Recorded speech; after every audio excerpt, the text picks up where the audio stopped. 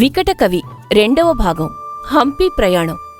తెనాలి అనే చిన్న గ్రామం నుండి బయలుదేరిన రామలింగడి ప్రయాణం అద్భుతమైన కట్టడాలు, బంగారు గోపురాలు ఉన్న విజయనగర సామ్రాజ్యానికి చేరుకుంది. కాని ఆ వైభవాన్ని చూసి మురిసిపోయే స్థితిలో అతని భార్య కమల లేదు. ఏవండి, తెనాలి నుండి హంపి వరకు నడిపించి నా కాళ్ళరిగేలా చేశారు. ఆ కనిపించే బంగారు గోపురాల మీద ఏదైనా తిండి గింజలు పండుతాయా, లేక ఇక్కడి గాలిని కూడా తాగి బ్రతకమంటారా? కమలా, గాలిని తాగి బతకడమనేది యోగుల పని. మనం భోగులం కాబోతున్నాం. అటు చూడు, ఆ కనిపించే ఐశ్వర్యమంతా మనల్ని ఆహ్వానిస్తోంది. ఆ గోపురాల వెంటే మన అదృష్టం దాగుంది. రామలింగడు ధీమాగా చెబుతున్నాడు కాని ఆ భారీ కోటగోడలు దాటి లోపలికి వెళ్లడం అంత సులభం కాదని అతనికి తెలుసు. ముఖ్యంగా ఆ ద్వారం దగ్గర బండరాళ్లలా నిలబడిన కాపలాదారులను చూస్తే ఎవరికైనా భయం వేస్తుంది. గోపురాలు అందంగానే ఉన్నాయి కాని అక్కడ నిలబడిన కాపలాదారులను చూస్తుంటేనే భయం వేస్తోంది. వాళ్ళు మనల్ని లోపలికి రానిస్తారా? మన దగ్గర ఒక్క నాణెం కూడా లేదు కదా. నువ్వు ఇక్కడి ఈ చెట్టు నీడలో కూర్చుని విశ్రాంతి తీసుకో కమలా.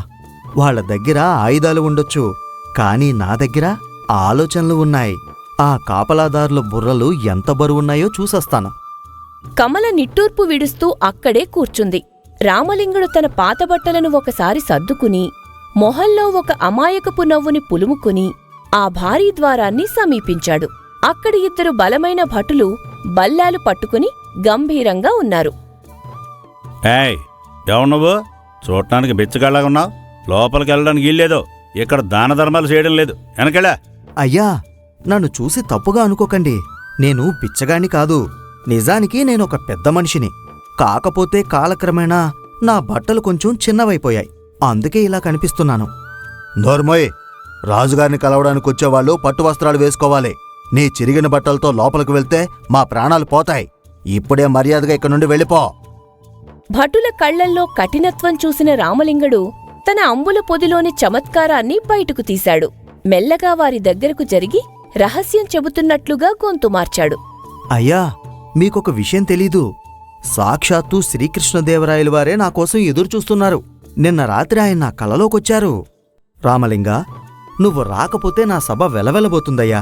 వెంటనే హంపికొచ్చేయ్ అని ఆయన నన్ను బ్రతిమలాడారు. ఏటి, రాజుగారు నీ కల్లోకొచ్చారా? ఒరే, రాజుగారు నీలాంటి కల్లోకి ఎందుకు వస్తారా? మా కల్లో కూడా వచ్చారు.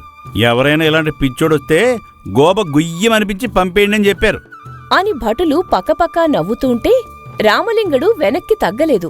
ఆ నవ్వు వెనక ఉన్న అజ్ఞానాన్ని చూసి అతను కూడా మనసులో నవ్వుకున్నాడు. మీరు నన్ను ఆపవచ్చుగాని నా అదృష్టాన్ని ఆపలేరు. నేను లోపలికి వెళ్లి రాజుగారిని కలిసినప్పుడు నన్ను ఆపినందుకు మీ ఇద్దరికీ ప్రత్యేకంగా శిక్ష వేయించమని అడుగుతాను. అప్పుడుగాని మీకు నా విలువ తెలీదు. రామలింగడి మాటల్లోని ధీమా చూసి భటులు ఒక్క క్షణం తడబడ్డారు. ఆ యువకుడి కళ్లల్లో ఏదో వింతైన మెరుపు ఉంది. అది వాళ్లని ఆలోచనలో పడేసింది. ఈలోపు లోపల నుండి ఒక పల్లకీ రావడం చూసి భటులు అప్రమత్తమయ్యారు. అది మరెవరో కాదు, రాజగురువు తాతాచార్యులు. ఆయన నడకలో ఒక గర్వం, చూపులో ఒక అధికారం కనిపిస్తున్నాయి. దాంతో రామలింగుడు తనలో తాను, అబ్బో, ఆయనగారే మన అసలైన అడ్డంకి అన్నమాట. ఈయన పట్టు వస్త్రాల కంటే ఈయన పట్టుదలే చాలా ఎక్కువగా ఉన్నట్టుంది. సరే, ఒకసారి పలకరించి చూద్దాం. రామలింగుడు హడావిడిగా వెళ్లి తాతాచార్యుల కాళ్లమీద సాష్టాంగపడిపోయాడు. ఒక్కసారిగా ఆ పల్లకి ఆగిపోయింది. శిష్యులందరూ ఆశ్చర్యంగా చూస్తున్నారు. తాతాచార్యులు చిరాగ్గా వెనక్కి జరుగుతూ, ఎవరోయ్ నువ్వు? నా పట్టు వస్త్రాన్ని ముట్టుకోకు, అపవిత్రమైపోతుంది. ఈ కాలంలో ఎవరికీ ఆచారాలు పద్ధతులు తెలియడం లేదు. క్షమించండి స్వామి. తెనాలి నుండి వచ్చిన ఈ పేదవాడి కళ్ళు మీ పాండిత్యమనే వెలుగును చూసి తట్టుకోలేకపోయాయి. కాశీ నుండి కూడా పండితులు మీ దగ్గరికి సందేహాలు తీర్చుకోవడానికి వస్తారని విన్నాను. అందుకే మీ దర్శనం కోసం వేచి చూస్తున్నాను. తన పాండిత్యం గురించి వినగానే తాతాచార్యుల ముఖంలో గర్వం రెట్టింపయింది. తన మీసాలను ఒక్కసారిగా సరిచేసుకుని చుట్టూ ఉన్న శిష్యుల వైపు గర్వంగా చూశారు. అవునులే, అది నిజమే. కానీ నువ్వు చూడబోతే పండితుళ్లా లేవే. ఏదో ఊరి చివరి తిరిగే గాలివాటం వాళ్లా ఉన్నావు. నా దగ్గర నీకేం పని? స్వామీ, నేను పండితుణ్ణి కాను. కేవలం ఒక చిన్న ప్రశ్నార్థకాన్ని. నాకొక చిన్న సందేహం ఉంది. అది మీలాంటివారు తప్ప లోకంలో మరెవ్వరూ తీర్చలేరు. అనగానే తాతాచార్యులు తనలో తానే నవ్వుకుంటూ, అవునా? అయితే అడుగు. నీలాంటి వాళ్ల చిన్న చిన్న సందేహాలు తీర్చడం నాకు వెన్నతో పెట్టిన విద్య. ఏమిటా సందేహం? స్వామి, పండితులంటే తలనిండా జ్ఞానం ఉంటుంది కదా. మరి మీ తలనిండా అంత జ్ఞానం ఉంటే మీ తల ఎందుకు బరువుగా లేదు? మీరంత తేలిగ్గా ఎలా నడుస్తున్నారు? నాకైతే కొంచెం మట్టి బుర్రలో ఉన్నా తల పట్టలేనంత బరువు అనిపిస్తుంది. శిష్యులందరూ నవ్వు ఆపుకోవడానికి నోళ్లు మూసుకున్నారు. తాతాచార్యుల ముఖం ఒక్కసారిగా ఎర్రబడింది. రామలింగడు అడిగిన ప్రశ్నలోని వ్యంగ్యం ఆయనకు అర్థమవ్వడానికి కొంచెం సమయం పట్టింది. దాంతో ఆయన కోపంతో ఊగిపోతూ, ఒరేయ్, జ్ఞానమనేది కంటికి కనిపించే వస్తువు కాదు. అది ఆలోచన. అది బరువుగా ఎలా ఉంటుంది? బుద్ధి లేనివాడా! అనగానే రామలింగడు అమాయకంగా, అంటే జ్ఞానం లేని బుర్ర ఖాళీగా ఉంటుందన్నమాట. మరి ఖాళీగా ఉన్న బుర్ర గాలికి ఎగిరిపోవాలి కదా స్వామి. మీ తల ఎందుకు ఎగిరిపోవడం లేదు? అంటే లోపల ఏదో బరువుంది కదా, అదేమిటో అని నా సందేహం. చుట్టూ ఉన్న భటులు కూడా పకపకా నవ్వటం మొదలుపెట్టారు. తాతాచార్యుల వారు అవమానంతో రగిలిపోయారు. తన పాండిత్యాన్ని ఎగతాళి చేసిన ఈ పరాయి వ్యక్తిని సభలోకి రానివ్వకూడదని అక్కడే నిర్ణయించుకున్నారు. చాలు, నీ అతి తెలివితేటలు నా దగ్గర వద్దు. నిన్ను ఈ రాజసభలోకి రానివ్వనుగాక రానివ్వను. భటులారా, ఇతను ఏ మార్గంలోనూ సభలోకి ప్రవేశించకుండా చూడండి. పదండి. తాతాచార్యులు కోపంగా వెళ్ళిపోతుంటే రామలింగడు మాత్రం ఏమీ జరగనట్టు నవ్వుకుంటూ కోట గోడమీద కూర్చున్నాడు. ఆయన సవాలుని స్వీకరించినట్టుగా అతని కళ్లల్లో ఒక కొత్త మెరుపు కనిపిస్తోంది. రాజగురువు తాతాచార్యుల హెచ్చరికతో ద్వారం వద్ద ఉన్న భటులు మరింత అప్రమత్తమయ్యారు. రామలింగడికి లోపలికి వెళ్లే దారి మూసుకుపోయినట్టు అనిపించింది. కాని వికటకవి బుర్రలో అప్పుడే ఒక కొత్త ఎత్తుగడ మొదలయింది. సరిగ్గా అదే సమయంలో కోట ప్రాంగణంలోకి రాయలవారి పట్టపు ఏనుగును మావటివాడు తీసుకువచ్చాడు. అబ్బా, ఎంతటి గంభీరమైన ఏనుగు! కానీ దీనిమీద కూర్చున్న మావటివాడు మాత్రం ఏదో పోగొట్టుకున్నట్టున్నాడే. రామలింగడు మెల్లగా ఏనుగు దగ్గరికి వెళ్ళాడు. ఆ ఏనుగు దాన్ని కడగడానికి తెచ్చిన నీటిని మావటివాడిమీద చల్లుతూ అల్లరి చేస్తోంది. మావటివాడు విసుగ్గా ఉన్నాడు.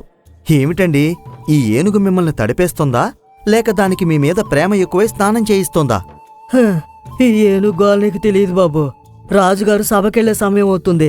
ఇది చూస్తే అస్సలు మాటండం లేదు. నాకైతే ఈ ఏనుగును కడగడం కంటే ఈ కోటగోడలన్నీ కడగడం సులభం అనిపిస్తుంది. అనగానే రామలింగడు అతని దగ్గరికి జరిగి రహస్యంగా, అయితే దానికి నా దగ్గర ఒక అద్భుతమైన మంత్రం ఉంది. అది పిల్లిలా మారి మీరు చెప్పినట్టు వింటుంది. కానీ ఒక నిబంధన, నేను ఈ ఏనుగు మీద కూర్చుని ఆ మంత్రం చెప్పాలి. పాపం అమాయకపు మావటివాడు రామలింగడి మాటలు నమ్మాడు. ఎలాగైనా పని పూర్తవ్వాలని రామలింగడిని ఏనుగు మీద ఎక్కించాడు. రామలింగడు దర్జాగా ఏనుగు అంబారీలో కూర్చున్నాడు. ఏమండే, మరి ఆ మంత్రం ఎప్పుడు చెప్తారు? ఏనుగు సభ వైపు నడుస్తుంది. రామలింగడు ఏనుగు మీద నుండి గంభీరంగా, మంత్రం పనిచేయడం మొదలుపెట్టింది చూడు. ఇది నేరుగా రాజసభ వైపు ఎలా వెళ్తుందో. నువ్వు భయపడకో. నేను సభలో రాజుగారితో మాట్లాడి నీకు 1 రోజులు సెలవిప్పిస్తాను. ఏనుగు రాజసభ ద్వారం వైపు అడుగులు వేస్తుంటే భటులు ఆశ్చర్యపోయారు. ఏనుగు మీద ఉన్నది రాజగురువు అనుకుని అందరూ తలవంచారు. కాని తీరా దగ్గరకు వచ్చి చూస్తే అక్కడ ఉన్నది చిరిగిన బట్టల రామలింగడు. ఒరే, ఈడు ఏనుగు మీద ఎలా వచ్చాడ్రా? ఆగండి, ఆపండి. ఆపకండి, ఆపకండి. సాక్షాత్తు గజరాజు మీద వస్తున్న నన్ను ఆపే ధైర్యం ఎవరికుంది? తప్పుకోండి. రాయలవారు నా కోసం ఎదురు చూస్తున్నారు. సభలో రాజుగారు, తాతాచార్యులు, ఇతర పండితులు చర్చలో మునిగి ఉండగా హఠాత్తుగా ఏనుగు ఘీంకారం వినిపించింది. అందరూ అటువైపు చూశారు. అంబారీలో రాజసం ఒలకబోస్తూ కూర్చున్న రామలింగడిని చూసి సభ అంతా నిశ్శబ్దం అయిపోయింది.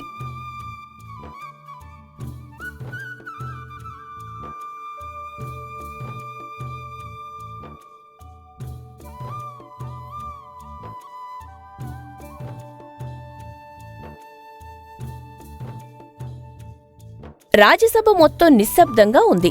రాయలవారి పట్టపు ఏనుగు మీద కూర్చుని ఒక సామాన్యుడు సభలోకి రావటం విజయనగర చరిత్రలో ఇదే మొదటిసారి. శ్రీకృష్ణదేవరాయలు సింహాసనం దిగివచ్చి ఆశ్చర్యంగా చూస్తున్నారు. తాతాచార్యుల ముఖం కోపంతో మాడిపోయింది. ఎవరోయ్ నువ్వు? పట్టపు ఏనుగును అధిరోహించి నా సభలోకి ఇంతటి సాహసంతో ప్రవేశించావు. నీకు మరణశిక్ష పడే అవకాశం ఉందని తెలియదా? దాంతో ఏనుగు మీద నుండి కిందకి దిగి వినయంగా సాష్టాంగ నమస్కారం చేస్తూ, మహారాజా క్షమించాలి. మీ దర్శనం కోసం ఈ పేదవాడు పడ్డ తపన అలాంటిది. లోపలికొచ్చే దారులన్నీ మూసుకుపోయాయి. కాని దైవకృప వల్ల ఈ గజరాజు నాకు దారి చూపించాడు. మహారాజా, ఇతను చాలా ప్రమాదకారి. ఇందాక కోట బయట నన్ను నా పాండిత్యాన్ని అవమానించాడు. ఇప్పుడు ఏనుగు ఎక్కి రాజధర్మాన్ని అతిక్రమించాడు. వీడినిప్పుడే కారాగారంలో వేయండి. రాయలవారు రామలింగడి కళ్లలోకి చూశారు. అక్కడ భయం లేదు, ఒక వింతైన మెరుపు ఉంది. ఆయనకు రామలింగడి తెలివిపై ఆసక్తి కలిగింది. సరే, తాతాచార్యుల వారి మాట ప్రకారం నీకు శిక్ష తప్పదు. కాని నేను ఒక ప్రశ్న అడుగుతాను. దానికి సమాధానం చెబితే నీ ప్రాణాలు దక్కుతాయి. చెప్పు, ఈ గజరాజు మీద నువ్వు ఎందుకు కూర్చున్నావు? దానికి ఏదైనా బలమైన కారణముందా? ఉంది ప్రభూ. ఈ గజరాజు విజయనగర వైభవానికి చిహ్నం.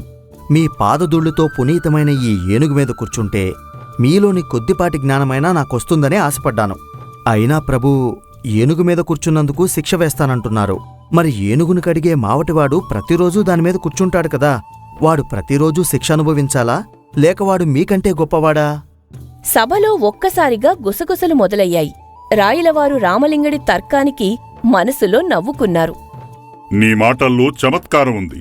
కాని రాజధర్మాన్ని అతిక్రమించావు కాబట్టి నీకు 100 కొరడా దెబ్బల శిక్ష విధిస్తున్నాను. చిత్తం ప్రభు. కానీ నాదొక చిన్న విన్నపం. ఈ 100 కొరడా దెబ్బల్లో సగం వాటా నన్ను లోపలికి రానిచ్చిన కాపలాదారులకు, మిగిలిన సగం నన్ను సభలోకి పంపిన మావటివాడికి ఇవ్వాలని నేను కోరుకుంటున్నాను. ఎందుకంటే వారు సహకరించకపోతే నేనిక్కడ ఉండేవాణ్ణే కాదు కదా. దాంతో రాయలవారు పకపకా నవ్వారు. రామలింగడి సమయస్ఫూర్తికి ఆయన ముగ్ధులయ్యారు. శిక్షను కాస్త బహుమతిగా మార్చాలని నిర్ణయించుకున్నారు. రామలింగ, నీ తెలివితేటలు అమోఘం. నీకు శిక్ష రద్దు చేస్తున్నాను.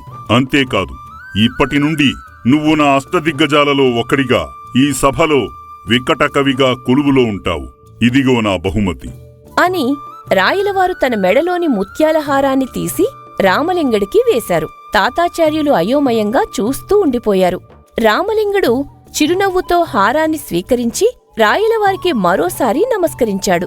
అలా తెనాలి రామలింగడు తన మేధస్సుతో విజయనగర రాజసభలో అడుగుపెట్టాడు. కాని ఇది కేవలం ప్రారంభం మాత్రమే. తాతాచార్యుల అసూయ, రాయలవారికి వచ్చే వింత చిక్కులు, రామలింగడు చేసే సాహసాలు ఇవన్నీ వచ్చే ఎపిసోడ్ నుండి మొదలవుతాయి. సిద్ధంగా ఉండండి నవ్వుల ప్రయాణానికి.